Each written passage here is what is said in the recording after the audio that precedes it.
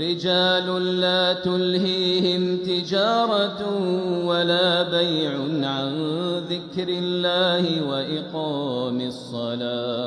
وإقام الصلاة وإيتاء الزكاة يخافون يوما تتقلب فيه القلوب والأبصار